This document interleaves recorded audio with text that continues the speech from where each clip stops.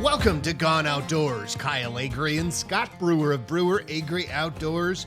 Talking hunting, talking fishing, and talking anything you can do outdoors. Right here on Kello News Talk 1320, 107.9 FM, and KWSN 1230 AM, 98.1 FM, both out of Sioux Falls, South Dakota, and the mighty 790 KFGO Fargo 104.7 FM. Today's Gone Outdoors is brought to you by Ray's Sport and Marine, your local Lund Boats and Bennington pontoon dealer in Moorhead. RaysMarineMoorhead.com.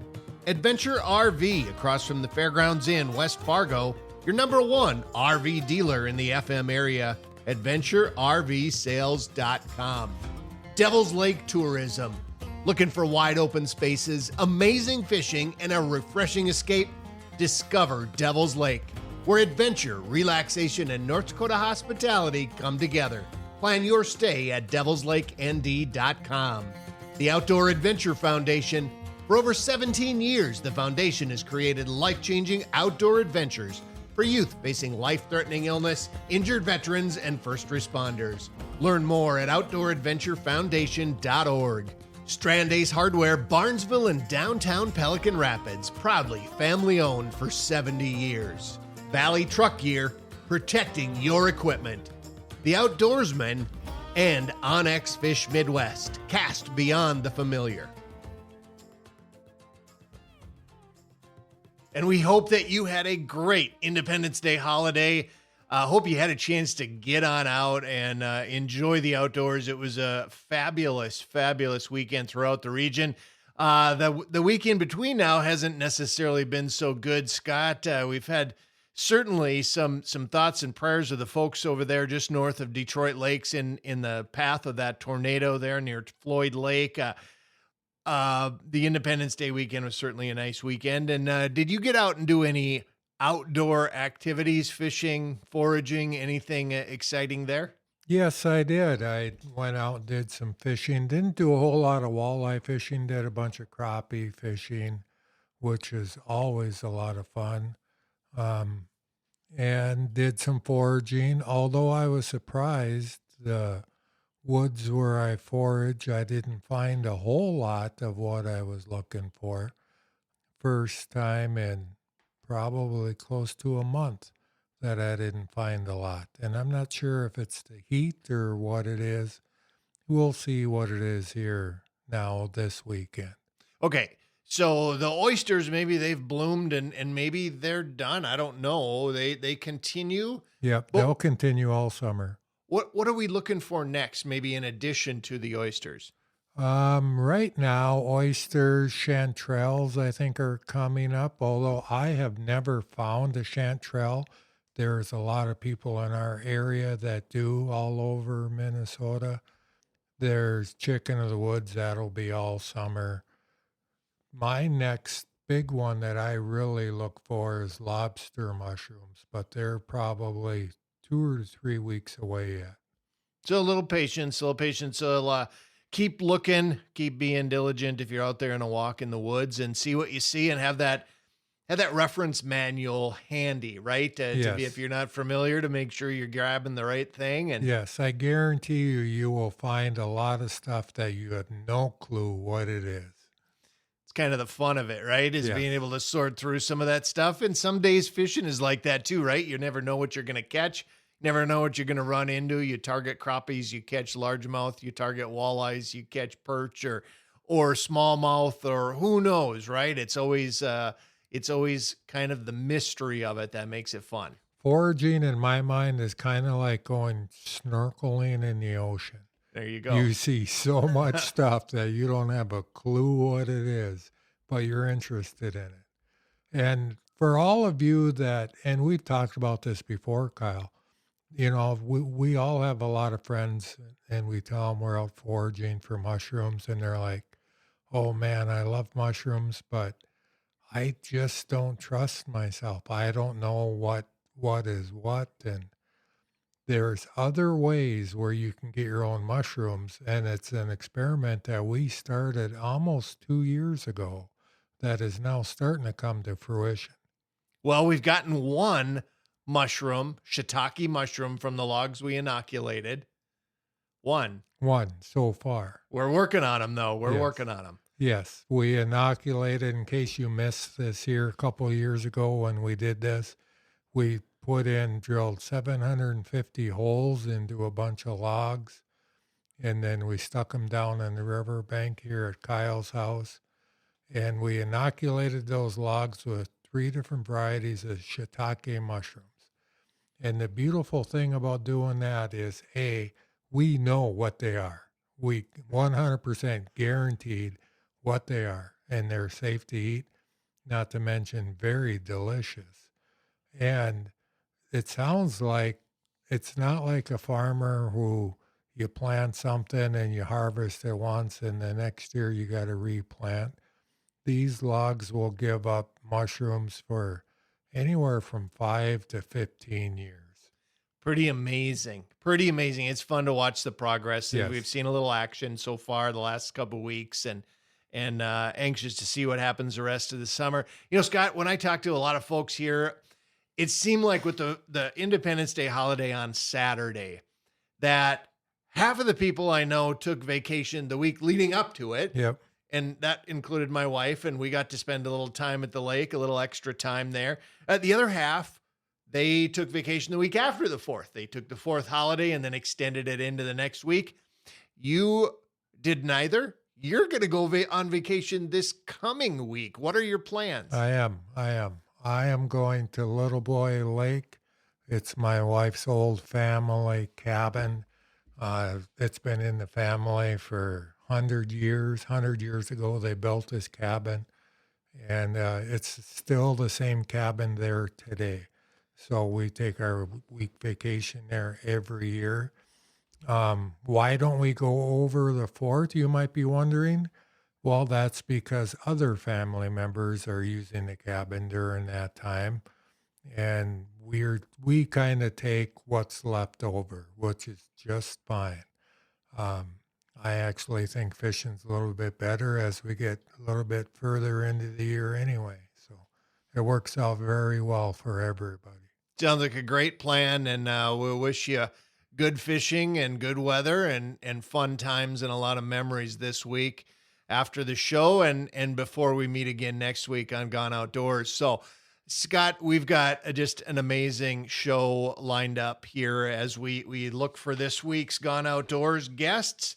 Jeff Sundin, Early Bird Guide Service up in the northern Minnesota area. And Jeff is a friend, and we're going to reminisce a little bit about someone who we lost this past week, Mr. Tom Neustrom. And Jeff's going to be a great guy to do that. He was a friend of Tom's. He's a friend of ours. And I think that's going to be a good segment because Tom Neustrom certainly touched anybody who has put a boat in the water and wet a line here in the last 30, 40 years.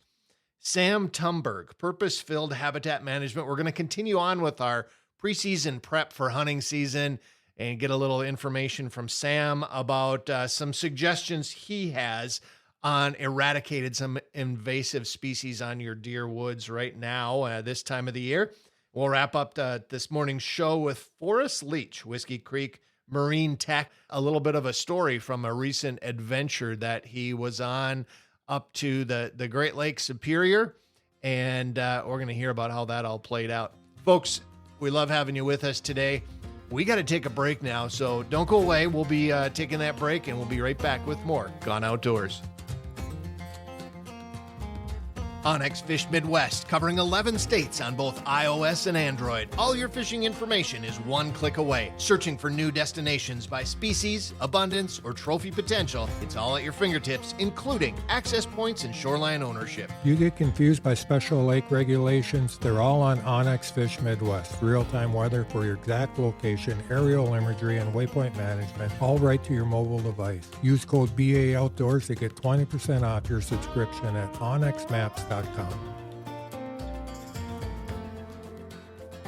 Hey everybody, welcome back to Gone Outdoor Radio. You're listening on Kello News Talk or KWSN in Sioux Falls, South Dakota, or KFGO, the mighty 790 in Fargo Moorhead. Scotty Brewer, Kyle Agre, Brewer Agre Outdoors. And we are going to head out to north central Minnesota, chat with Mr. Jeff Sundin. Jeff's been on our show once or twice before. He's a guide with Early Bird Guide Service. He's an educator, he's a writer, and he has done pretty much everything there is to do in the fishing world. How you doing, Jeff? Doing great. How about you guys? Doing very good. So the reason why we have you on, we don't want a fishing report. Well, we do want a fishing report, but we can get that from you later. Right now, what we want to do is we want to talk about Mr. Tom Neustrom. Tom passed away earlier this week at 77 years old, and he was still very, very active in the fishing community. He was a guide, promoter, educator, fishing activist. He did pretty much everything that you can do in fishing. And for decades, it's hard to find a more fiercer advocate for Minnesota fisheries. Is that a correct statement? I think so. In fact, I remember one time having a conversation with one of the guys that raised marine in Grand Rapids, and you're chatting it up, and a lot of different things come up, and Tom's name came up in the conversation, and I remember uh, at the time, I remember him looking me in the eye and saying, no matter what happens, we're always going to have Tom around because Tom is good for fishing. It didn't make any other difference. They didn't say because he was good at selling boats or because if people came in, they would buy a new depth finder or anything like that. It was just a general blanket across the board statement. The reason that Tom is good is because Tom is good for fishing. And I think that was, I think no matter what way you want to say it, that puts it into a sentence that made a lot of sense to me because in one form or another, Tom has advocated for regulation changes or stocking programs or you name it along the way, maybe working on trying to make some of the fishing guides that were in our circle, be more accountable and more professional. Why be a fishing guide if you weren't going to be trying to be a great fishing guide? And I think a lot of those things, my wife and I were talking about it. We got the news not too long. I mean, within a couple of hours after it happened, a family friend was there at the house. And when I got the news, the first thing, it was kind of a surprise, it wasn't just to me a surprise, but kind of everybody was surprised by it. And I was thinking back at the time, yeah, I guess maybe there was a few signs, that anybody that knew Tom at all knew that, he had some issues with his knees and just trying to keep, everything moving forward. But even when he was facing those issues, he was still involved. You'd see him at every meeting. You listen to him on the radio every week. There was never a time when he wasn't present in your life. My wife said, there was a certain thing that no matter what else you say about it, there was a certain thing about Tom that if you knew him and if you were involved in his life, then he shaped who you were. And that was definitely true for me. He shaped me in a lot of different ways. There was probably more of them than we could ever imagine or get into in one segment. But there is no doubt in my mind that I would be a different person for better, for worse, whatever way you want to say it. I would be different if it wasn't for Tom's involvement in my life. Jeff, tell us a little bit about the guide fishing community. And, on one hand, you're competing for customers and for fish, but on the other hand, you've got a common bond. What is that community like, and how was Tom viewed within the other guides around the area? Well, it was changed from time to time. Periodically there would be times when we were close, for example, and then other times when we weren't so close. I'll start you off with kind of a cute story. When I moved up to Deer River, 1985, I bought a house in Deer River, And I honestly didn't know Tom, or I didn't know anything about Tom, but he lived just a few blocks up the street. He lived in Deer River too.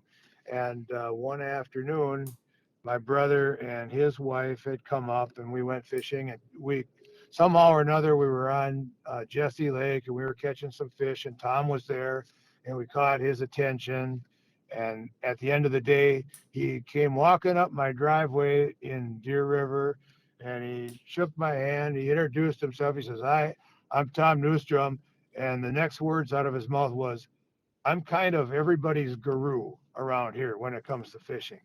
And if you know Tom, you could just see him saying that, like Yep. he's the rooster in the yard that's got the tallest feathers and the prettiest. You know, that was just Tom. That was how he was. He was a really proud man, and he liked to make sure that he knew everybody. And I don't think anybody in fishing didn't know who he was, everybody, because that's what he would do. He'd come and find you, and he would shake your hand, and he'd look you up and talk to you. And so, it took a little while before, he had been around for probably 5 years already by that time. I think he moved into Deer River around 1979, give or take. Don't quote me for the exact day. And then, so I'm 5 years later, and by then he's got a head of steam going, and there's a couple other guys that were pretty well established. And they had a guide group at the time that was operating out of Denny's bait shop in Grand Rapids. And I think Tom, Larry Sunsvold, Scott and Marty Glorvigan, Jeff Skelly, Tim Dorholt, there may have been one or two more. That was kind of the central guide group at the time, and they served. It wasn't just as a way of getting guide trips or going out fishing, but they would also kind of stay in touch, and everybody knew sort of where the bite was and what was going on here. If you wanted to catch a bass, call Steve. If you want this guy, call that. And so they got kind of a little bit ahead of steam, trusting me.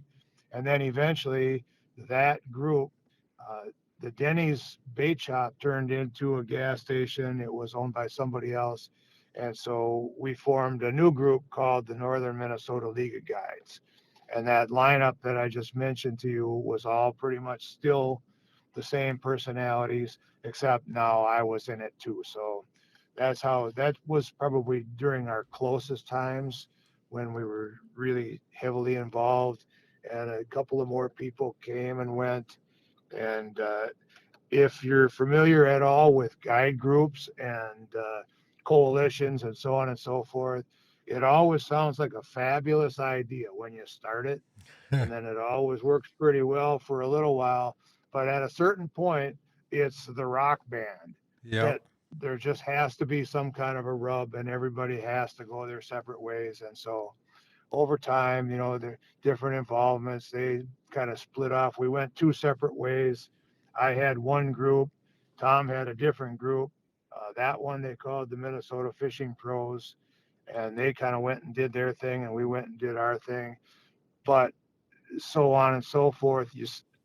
But then Tom and I got really a lot more involved later, when it didn't have anything to do with the guiding or fishing trips per se, and it turned into more of a focused effort to influence DNR fisheries. Jeff, it's pretty obvious listening to your stories and listening to other people's stories and just mine and Kyle's old experiences with Tom. He's going to leave a huge hole in our community, in the fishing community, in Minnesota fisheries. And my question is who is going to step in and fill that gap? We need to find some people that are going to step in and decide they want to help get involved, just like Tom did, just like many others have, just like you have, Jeff, is exactly what the fisheries need. Jeff, we really That's appreciate you coming on Gone Outdoors, telling us those stories and sharing with us. I'm happy to do it, and I'll echo what you just said. Stand up, raise your hand, get involved.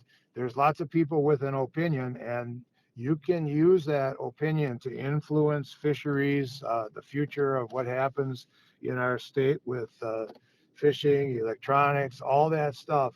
It's all there. All we have to do is stand up and talk about it. And it's really, really worth the effort. I would say wholeheartedly, it is definitely worth your trouble to stand up and do it. Amen, Jeff. Thank you for coming on Gone Outdoors. Absolutely. See you later. Stick around. We'll be back with second half of today's Gone Outdoors after this short break. This is Scotty and Kyle. If you're in the market for a new fishing boat, you've got to check out Ray Sport Marine in Moorhead. They've got a huge lineup of Lund boats, all powered by Mercury outboards. From chasing walleyes to pulling the kids on tubes and skis, there's a Lund built for every kind of adventure, with a Mercury on the back to power through it all. Visit Ray Sport Marine in Moorhead, just north of Menards, or explore their full Lund and Mercury lineup anytime at raysportmarine.com.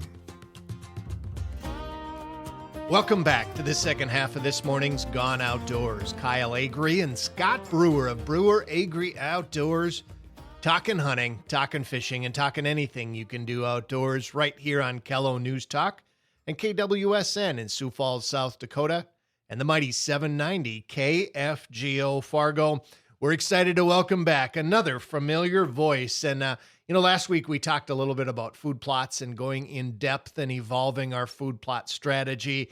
This week we're going to talk a little bit more about developing some of the other aspects of our hunting land and talk to an expert we've had on the show before, Sam Tumberg, Purpose-Filled Habitat Management. Sam, how you doing this summer?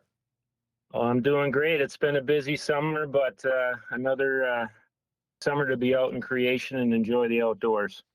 Isn't it just great? And Scott and I talk about this a lot, and we're given all 4 seasons. And when you're out there, you kind of just appreciate and have that gratitude for the season you've got at hand. But then, we got some work to do before the next one comes around here, right? So it's kind of a balance.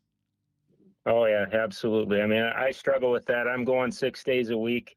When I can grab a few hours here and there just to kind of sit back and enjoy this time that we outdoors. Absolutely. Absolutely. And we know hunting season is not that far away. And that's really why we wanted to do a few of these here, talking about some of that prep, some of that work we can do now that's going to make our hunting experience all that much better come fall. Sam, you've talked about this on the show before. You've mentioned this, and it's something we have on our farm that we've been trying to get a handle on, and that's some of the invasive weeds and underbrush that really isn't part of a native whitetail habitat. You mentioned buckthorn. You talked about thistle as well. Is this the time of the year we need to really put the attack on when it comes to getting rid of that?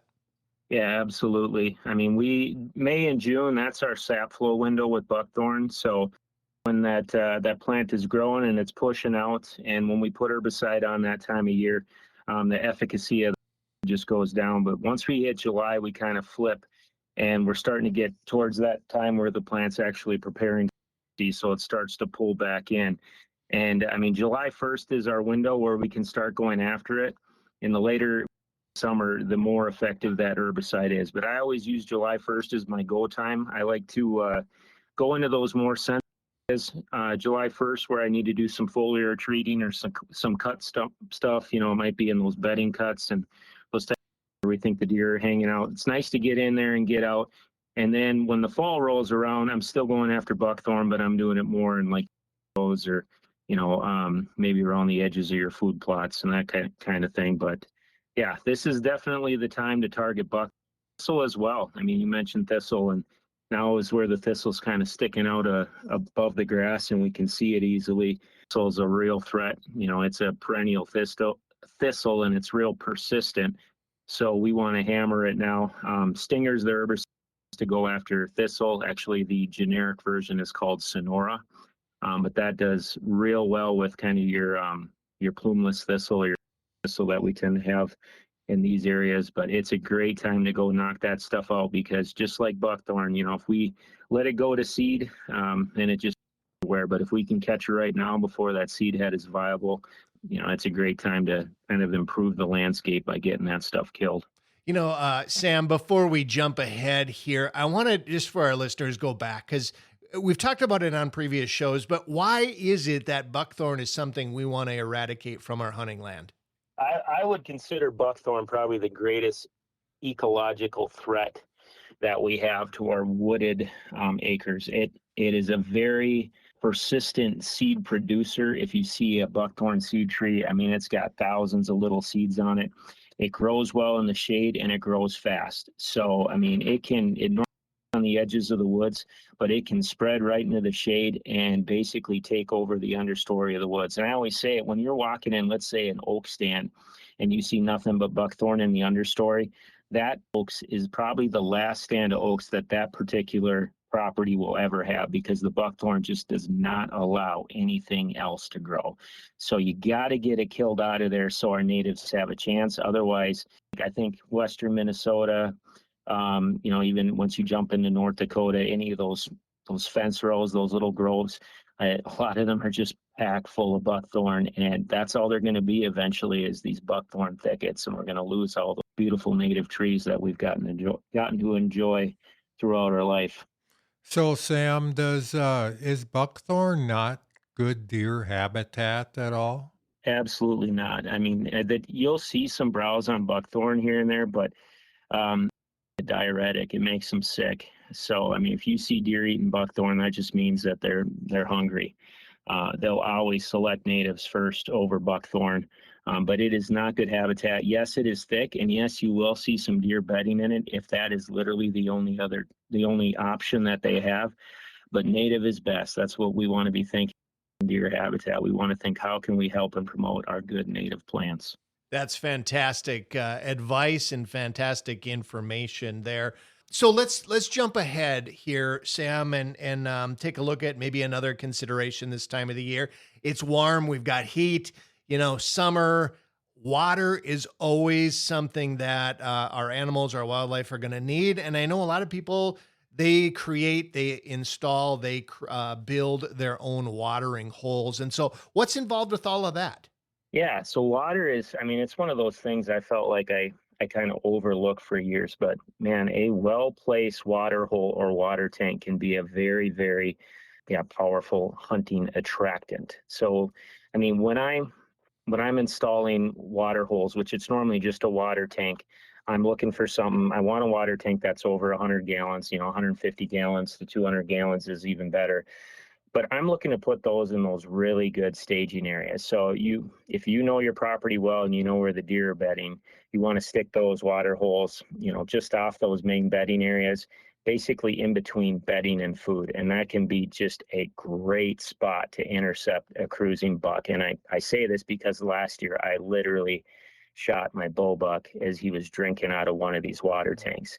And Wow. to really sweeten the pot with those water holes, you can add in a mock vine. So you're hanging a riverbank grapevine near that water hole, and I actually build my own kind of mock vine setups using an old fence post and 2x4s. If you check out my page, you can see some pictures of that.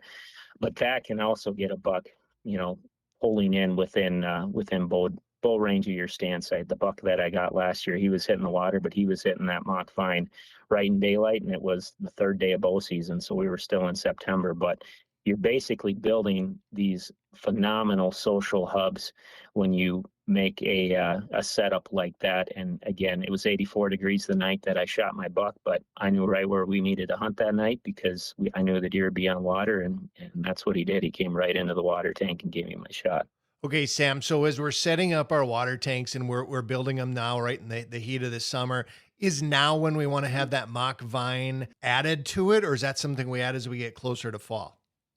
Nope, this is a great time to do it. I was actually out this past week and got all my mock vines freshened up. It's nice to get them set so they're ready, and you can start that communication because the deer will hit those mock vines all year long. And as long as you set them up in a location where deer are traveling and you get one deer to bump it, I mean, it can be a fawn, but once you get one deer to bump into that thing, you're starting that scent station. and building out that social hub. And I don't use a drop of any synthetic scents or natural scents on my mock vines. I'm just setting them up where I know deer are going to be traveling. And once I get one of them to run into it, then it's go time. And they're also great camera spots. I mean, that spot where I shot my buck, I had a camera on it, and I was able to capture almost every buck we had on the farm. We're talking to Sam Tumberg, Purpose-Filled Habitat Management. Sam, if folks want to follow along with you and just get more of this great information, where can they find you? Yeah, I'm on YouTube, Facebook, and Instagram under Purpose-Filled Habitat Management, and I also have a website, pfhabitat.com. Sam, thanks for spending some time with us this weekend. We always appreciate it. Thank you. Hey, thanks for having me, guys. Hope you have a good day. Folks, don't go away. We have to take a break now, but we'll be back with more Gone Outdoors. At Acme Tackle, innovation meets results, from legendary cast masters to proven trolling and jigging baits that flat out catch fish. When it's time to finesse, power, or fill the live well, reach for Kalen's Plastics. Lifelike action, proven colors, and the soft plastics that fish just don't let go of. And tie it all together with Elliott fishing rods, lightweight, sensitive, and built for anglers who demand performance on every cast. Acme Tackle, Kalen's Plastics, and Elliott Fishing Rods. Fish smarter, fish harder, and fish confident. Hey everybody, welcome back to Gone Outdoor Radio. Thank you for sticking with us on today's show. Scotty Brewer, Kyle Agre of Brewer Agre Outdoors. And on this segment, we're going to chat with Forrest Leitch of Whiskey Creek Marine Tech. Forrest recently started doing some boat rigging on his own. He's been rigging boats for a long time. So if you need any boat rigging help, reach out to Whiskey Creek Marine Tech. But Forrest, that's not why we have you on today. By the way, Forrest, how are you doing? Good. Thanks for having me on, guys. But yeah, rigging boats is a lot of fun, but getting out and using them is a whole lot more fun. So excited to talk about that. Yes, and you're an adventure guy. You know, about a year ago, we had you on talking about your New Zealand hunting adventure and what an adventure it was. And you had another adventure this last weekend. You went out to Lake Superior and you were going to do some lake trout fishing. Tell us what happened from there. Yeah, that's my absolute favorite thing, is just going new places and doing adventure style trips. So my girlfriend and myself went out to Isle Royal. So that's a big island out in the middle of Lake Superior pretty much. From where we launched in Minnesota to where we camped was about a 60-mile boat ride. Wow. And on the second day out there cruising around, my lower unit totally blew up inside, and I had no forward or reverse. So we were pretty much stuck on the island. Well, that's kind of scary, especially being out on an island. Was there, I believe there is a ranger station, or there is some life on that island, correct? Right. So it is pretty remote, of course, being out in the lake, but it's a kind of a long, skinny island, and on either end of it, there's a ranger station. So fortunately, we weren't too far from the north end ranger station. We were able to beach the boat with the trolling motor, and then being that there's really no phone service out there, we hiked about 8 miles to that ranger station to get some signal, because they've got a Wi-Fi there, and then kind of start putting the pieces together and making a plan to get ourselves in the boat back to shore. Forrest, tell us a little bit about this hike, because 8 miles isn't just a trip around the block, right? Are you going over rough terrain? Is it forest, or is it paved roads? And neither is 60 miles to get your boat back across Lake Superior. Wow. Yeah, we were out there quite a ways, but no, a lot of the traffic to the island actually is hikers. So there's quite a few hiking trails throughout the island, but it's definitely not a City of Fargo paved bike path or anything. It's pretty much a deer trail through the woods. And again, we weren't planning on hiking, so I just had rubber deck boots that we hiked in. And it's one of those things with adventure trips. You never know what's going to happen. And when you're in a pickle like that, you kind of have to just put your head down and do it, and get it done to accomplish what you need to accomplish. So it wasn't a fun hike, but I mean, it's fun to look back on and laugh about now. So, Forrest, how did you know that these ranger stations were on each end of the island and without any cell service? How did you know how to get to them when you actually realized you needed one? Sure. Yeah, before any trip I do, whether it's fishing, hunting, anything like that, whatever area I'm going to, I download the offline maps on Onyx Hunt. So Onyx Fish do the same thing, but I have the offline map of the whole island downloaded on Onyx Hunt, so I could see where the different campsites were, where the trails were, and everything. Just in case. And fortunately, this time the just in case came in handy, so we were able to use the offline maps to kind of navigate ourselves to the ranger station. So, how did you end up getting your boat back home and how long did it take? Yeah, that was the big factor that I was kind of the most worried about. Obviously, 60 miles is no small task, not only to drive a boat, but to tow one back. So fortunately, I had a great Facebook friend, shout out Drew, that drove up with his boat. I rode the ferry back to the mainland, and then we took both our trucks, my empty trailer and his boat trailer, into Canada to a closer boat landing to where the boat was. So that cut our tow down from 60 miles to about 18 miles. And then the morning we towed it back, we were super, super lucky. Lake Superior was absolutely glass, which is kind of unheard of out there. It was just as glass as could be. So made a real easy drive across and towed back 6 miles an hour pretty much the whole way. But it went about as good as it could have really for what we were dealing with. Did you and your girlfriend catch some fish before all this happened? Yeah, so that part almost makes it worse. We were able to fish for maybe a total of 1 hour, and it was ridiculous. We were casting up in 10 to 20 foot rock reefs, catching lake trout that were just going ballistic. You'd see 3-4 fish. They'd come sharking at your bait on live scope. She got a 38 incher on like her second or third cast, and that was all the fishing we got to do. So they were going nuts out there. So it was kind of a bummer. We had to sit there and just look at the water without being able to fish. But at least we did get a few. Forrest, I think one of the things that we can do when we hear a story like this is look back and say, what are the lessons we learned and how can we be prepared next time? You're a pretty prepared guy. I mean, just in all the adventure trips you've been on, did you come away from this with maybe one more thing or just a tip that we can share with our listeners in case they're ever planning a trip sort of like this? Yeah, the biggest thing kind of on a general wide sweeping aspect is just staying positive and having a good mindset about it. That's your biggest tool in your toolbox is your brain and your mindset. So not letting yourself spin out or panic or anything, just staying positive. It's that type 2 fun. You're going to look back later on and smile. But more of a specific to this trip and something I'll be doing going forward is a Starlink. So a bunch of the big boats out there and a few other ones we talked to had Starlinks on their boat.